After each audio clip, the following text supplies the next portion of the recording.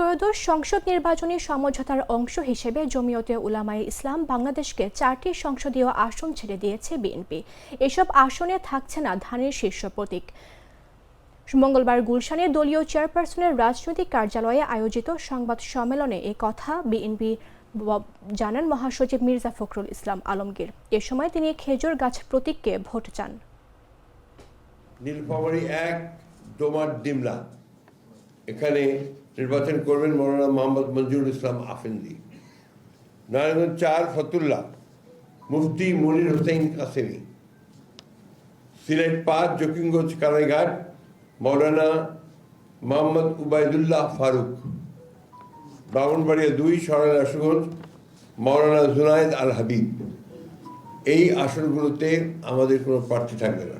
এবং ইতিমধ্যে আমাদের সালাউদ্দিন সাহেব বলেছেন যে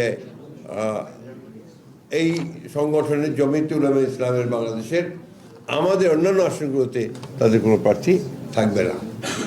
তো আমার মনে হয় এটা পরিষ্কার হয়েছে আপনাদের কাছে। এবং আমরা যখন চূড়ান্তভাবে নির্বাচনের অন্যান্য আসনগুলো যে বাকি আছে সেটা যখন আমরা ঘোষণা করব সেগুলো তখনও এইগুলো এসে যাবে। অর্থাৎ এখন নির্বাচন করছেন জমিয়তে উলামায়ে ইসলাম বাংলাদেশ এই ঘোষিত আসনগুলোতে। এ ব্যাপারে আপনাদের সেখানে আমাদের কোনো প্রার্থী থাকবে না। হ্যাঁ, নিজস্ব প্রতীকী করবে, এর বাইরে তো উপায় নেই। এখন ওদের সংগঠনকে নিজস্ব প্রতীকী করতে হবে।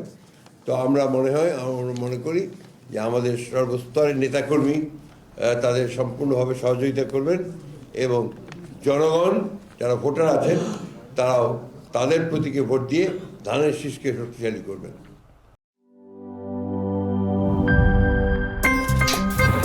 আমার একটা স্মার্ট সিদ্ধান্তে 25% গ্যাসের খরচ কমেছে। ভাবছেন কিভাবে? সাধারণ গ্যাস স্টোভ বদলে আমি এনেছি আরএফএল গ্যাস স্টোভ। এর সাইন্টিফিক নজল ও ব্রাস বার্নার ক্যাপ সমানভাবে তাপ ছড়িয়ে রান্না করে দ্রুত। তাই গ্যাসও বাঁচায় 25%, টাকাও বাঁচে 25%। আরএফএল গ্যাস স্টোভ নিরাপদ ও গ্যাস সাশ্রয়ী।